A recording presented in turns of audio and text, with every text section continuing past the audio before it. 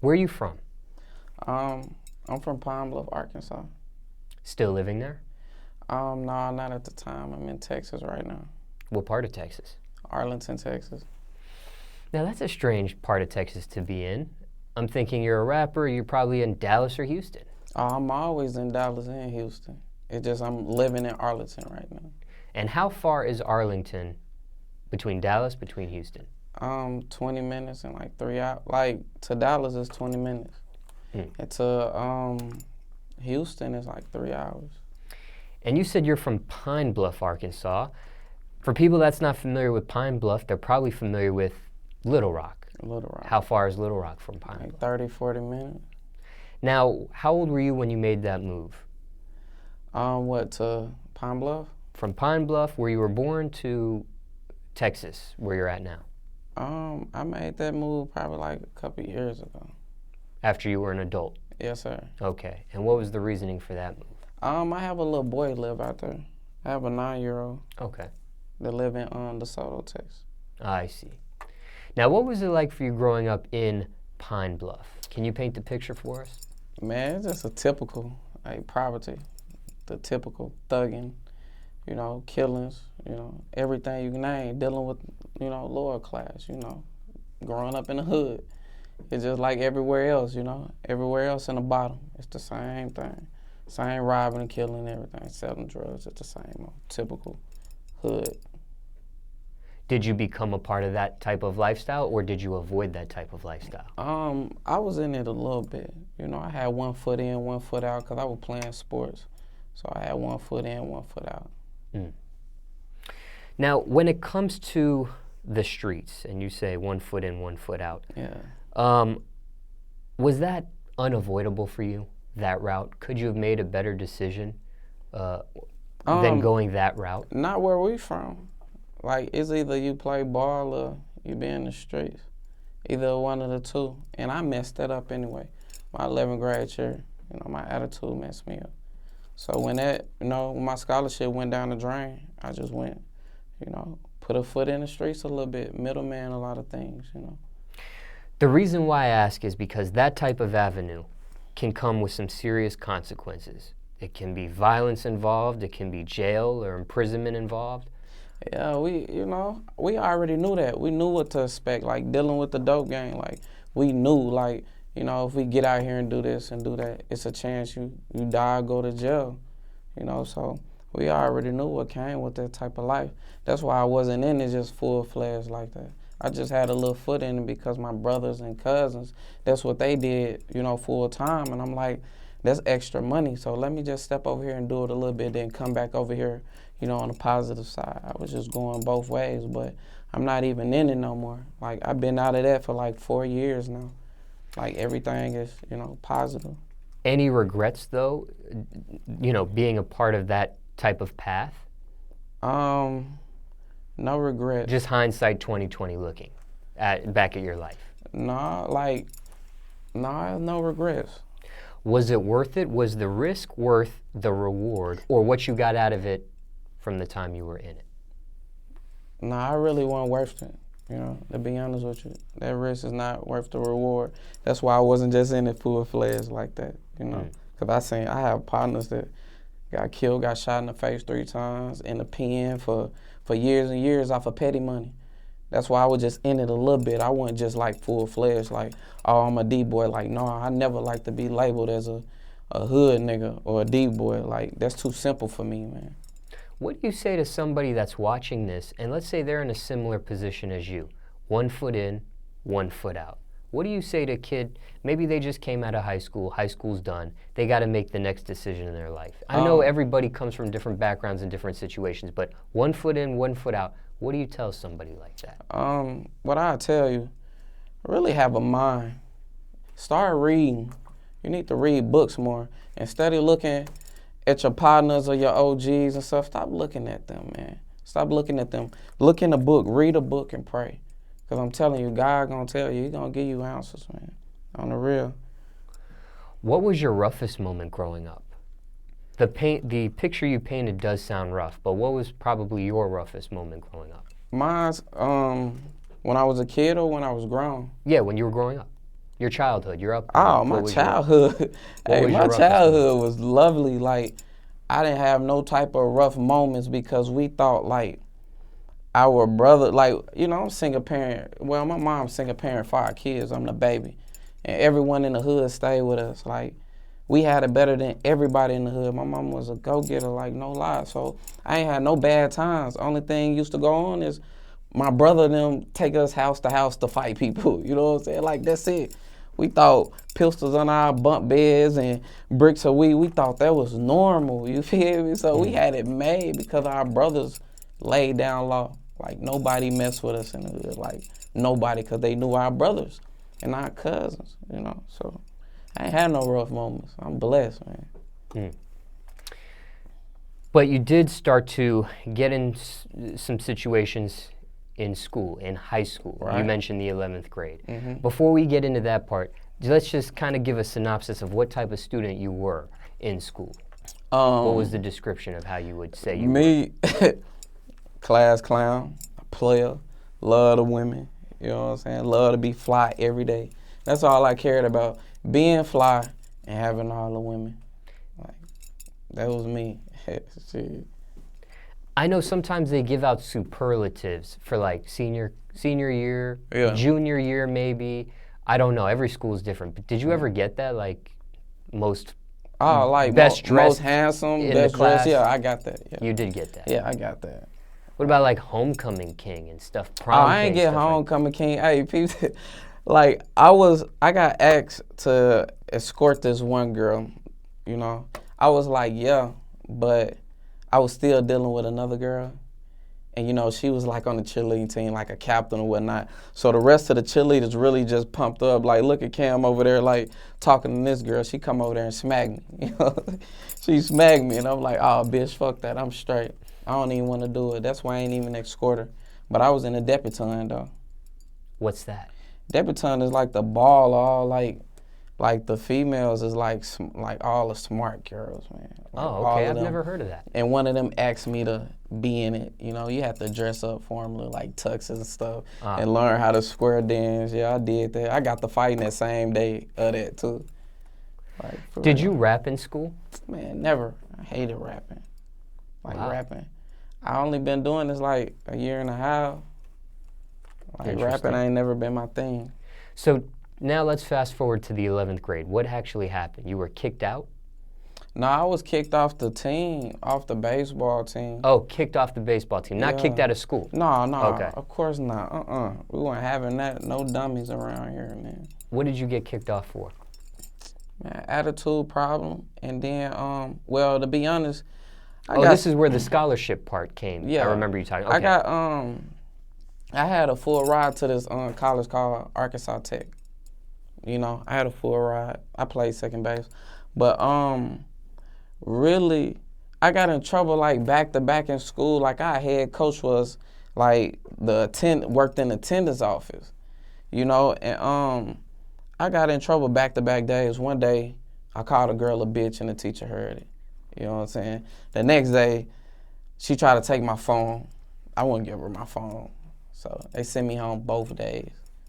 And he tried to discipline me. Well, he did, you know, but at the end of the day, the last task was you sit out 4 games. You know, you got sent home 4 days, twice each time. So you got to sit out 4 games, and you have to pick up paper. Man, my pride and ego was too big for that. I wasn't finna do that, man. Crazy. So he kicked me off. And you already knew you had this scholarship in the bag. Yeah, he knew it too. He knew it too, like for real. He still did that. Now, okay, this is 11th grade. You still have another grade to go. Yeah. So were you able to try to rejoin the baseball team after that? The crazy thing, like, I was so stubborn, like, and you know when seniors come back to school for like 12th grade orientation and stuff, and after 12th grade orientation, he called my phone, like, Green, you finna come back out and play? Me being stubborn, I'm like, man, hell nah, bro. So that's one lesson I learned I regret every day. Well, I don't regret it no more, but I used to like years ago. What did your parents think of this move? I only had a mama. I ain't had no parents. I ain't had no. My daddy wasn't around like that. Okay, so your parent. What did she think of this? She didn't think nothing of it. My mom was type like, that's you. You know what I'm saying? Like, that's what you want to do. Shit, that's what I did. You know, I ain't had nobody try to stop me, though. I raised myself, to be honest with you. So, okay, after high school's done, you graduate. Right. Is there a plan for going to college after that, or no? No. But when I turned like 19, I had a plan to go get some money, go to college and get the refund, then go flip it. That was my mind frame right there. And I've heard people do that before. I done it. I'm just not paying them back. Like last week, to be honest with you, just not paying them back. Now, and that's a loan that's hard to erase. Right. I just paid it back. I paid off everything. Like, how did that feel to pay it back? Man, I felt like $1 million because that was the only thing that was stopping me to be great. You know, like far as get loans and stuff from the bank, that was the only thing. And student loan is like the toughest loan to get rid of. And I paid all that cash, like off the card. I mean. Now, okay, so you go to college just for the check, but you don't go to college. And I made all A's and B's, like that one semester. Like I should have stayed, like 'cause I was slick smart. Like when I applied myself, for real. So looking back, do you wish you would have stayed in college? Nope. Because I wanted to go to college to play baseball. Like I ain't want to go to college to, you know, for like welding or some physical education. Physical education don't make enough. So it's like, forget that. So I don't regret it, you know. Okay, so when does rap music become serious? Okay, so take us back, all right? So you skip college after the first semester, you get the check, this is 1 foot in, 1 foot out. Yeah.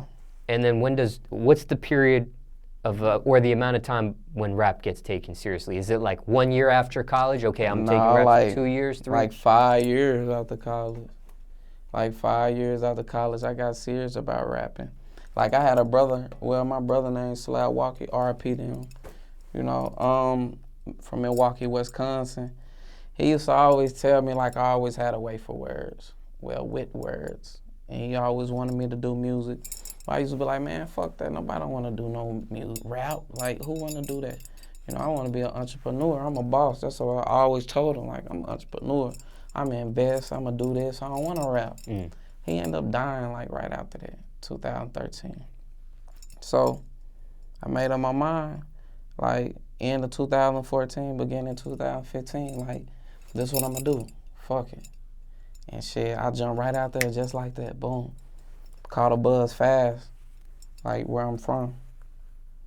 How did he pass? Acid reflux. You can pass from acid reflux? He choked in his sleep on Wendy's. So we don't eat Wendy's. He choked in his sleep on Wendy's? Yes, on Wendy's, like no lie. And my brother was gutter. Like, when I mean he was so gutter, he did everything, like everything. He had so many people like fearing him in the mill. Like for real, he was like one of them dudes. And when I got the call, I thought for sure like somebody smoked. But God took him that way, so. That's crazy. I've never heard that happen. Me either. That was the first, because he was a soldier. We couldn't believe he went out like that. Like, for real. Totally unexpected. Unexpected. If you were to expect it, it would have been a street situation. Yes, it would have been a street. Like, for real, because he stayed slanging that iron or taking something from somebody. Like, every time, bro. Like, Milwaukee is no joke when it comes to the streets. That is a pretty rough city, I hear, when it comes to stuff like that. Man, pretty. Yeah, it's that deal. Did you go to the funeral? No, I ain't go. I don't go to funerals like that. I rarely, like, you gotta catch me at a good time, you know, to really just go to a funeral. You gotta catch me. What do you miss most about him? being goofy, and I always like, you know, putting fat on my brain, you know. Yeah, always putting fat on my brain. What's your favorite memory of him? My favorite memory? Rapping. Rapping, being funny, you know, because, you know, our lingo is like spill. You know how a lot of people say they saucing and stuff? Like, we spill. Like, everything about us, we spill. Like, from the clothes we wear, the way we talk, the way we carry ourselves, you know, the cars we drive, that spill. I'm whispering to your bitch, yeah, we spilling. I'm spilling in that area. And she feeling the spill, like off top, man.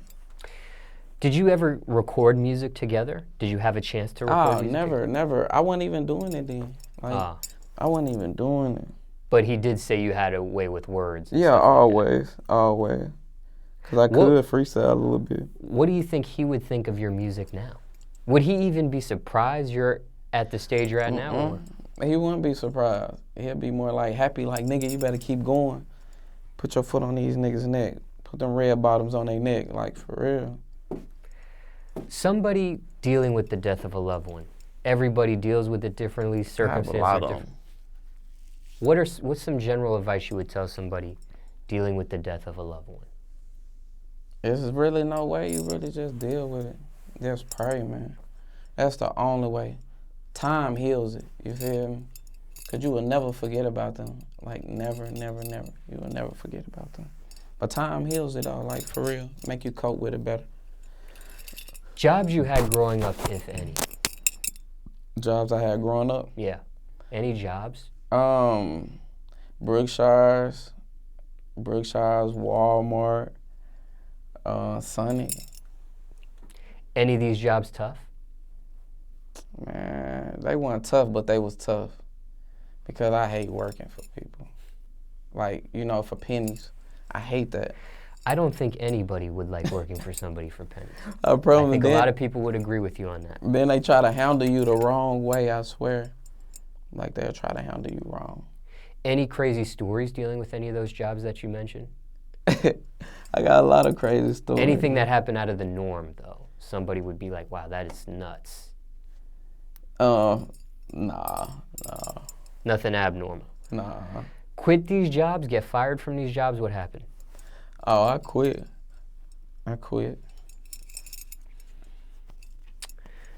You mentioned your mother in this interview. Right. What happened to your father? You said you didn't have a father. What happened? Man, I had a sperm donor. Dog, he was just all about his money, you know. He was living in Texas. He was all about his money, man. That's what was most important to him, getting that bag. Like, sacrificing it and being in your kid's life, that wasn't it with him. So, no relationship with him at this point? Nah, we don't got no relationship, man. I seen him about 3 years ago. I seen him like 3 years ago, man. But yeah, it's been a long time. I don't really think about it. When we was growing up, we just thought, like, our dads not being around, that was normal. Because everybody just had their mama, you feel me? And it was a lot of us. It was 5 of us plus our cousins and everything living with us in a little small trailer-looking house with 3 bedrooms. How old were you when your parents separated? I wasn't even born. I wasn't even thought of. That's a real sperm donor. Like, for real. I wasn't even thought of. Did you have another male figure in your life growing up? I kind of did, but I kind of didn't. Explain. Like, my stepdad, you know what I'm saying? He took up the slack, you know? But the way he took up slack is he just was like, you the king, I give you whatever you want. That's how he was. He treated me like a queen, prince, king. You get whatever you want. Oh, you want the new Griffeys? Okay, you get them for baseball. Want the Jordan? He just give me whatever I wanted, but... That sounds great. But for our discipline, he couldn't discipline me. Like, and when he got some balls and got beside himself, I was in high school. I was feeling myself then, so it wasn't none of that. It's too late. No, it's too late. It's too late, man. In regards to your parents, what's the worst thing you put them through? The worst thing, Well, my dad, I can't say I put him through anything. Stepdad, mom. I wasn't just no bad kid. Only thing about with my mama, I was so resentful and was so mad at her. Like, cause you know when you spoil, then you get to like a certain age, like 16, 17, then your mom be like, I can't do for you no more. You feel me? And just cut me off. You know what I'm saying? It was hard for me to cope with it, so I was getting money. When I was getting money, she wasn't working at certain points, and I wouldn't help her. You feel me? Like, that's the only thing. That's something I regret, too. You do? Yeah, I regret that, like, for real. Because when she wasn't working, I still wouldn't help her. And she found that I was getting money. She already knew I was, like, switching cars and putting big rims, but her homegirl was dealing with a detective. You know what I'm saying? And the detective was like, your friend or son all on Facebook flashing all his money and all that. So that's how she found out. So she got a Facebook page. Love you, mama. Now, so you've made amends since then? Oh, yeah, I did that like a few years ago. Okay. I did it like a few years ago. So you and your mom got a pretty good relationship? Oh, yeah, I do everything for her. That's my baby. Like, for real. Like, that's why I do everything I do now. I grind the way I do, think how I think, because I want to be like one of the kids that make her proud. You feel me? So. You mentioned you had 4 other siblings. Mm-hmm. Anybody else in your family raps aside from you? I know your brother did. He passed. Yeah. Anybody else besides that? My 2 brothers. They rap also? Yeah, they rap also, but they ain't just like serious. You know, they were serious, but you know how life is. Like when you get you know, as times pass and nothing haven't cracked yet, so you really like a pushback from it a little bit. So you never recorded or collab with them? Oh yeah. You have? They helped me with my first mixtape. What does your family think about your rap career? They love it. Parents supportive? Yeah, my mom support me. Right away, or did she have to warm up to it? Right away.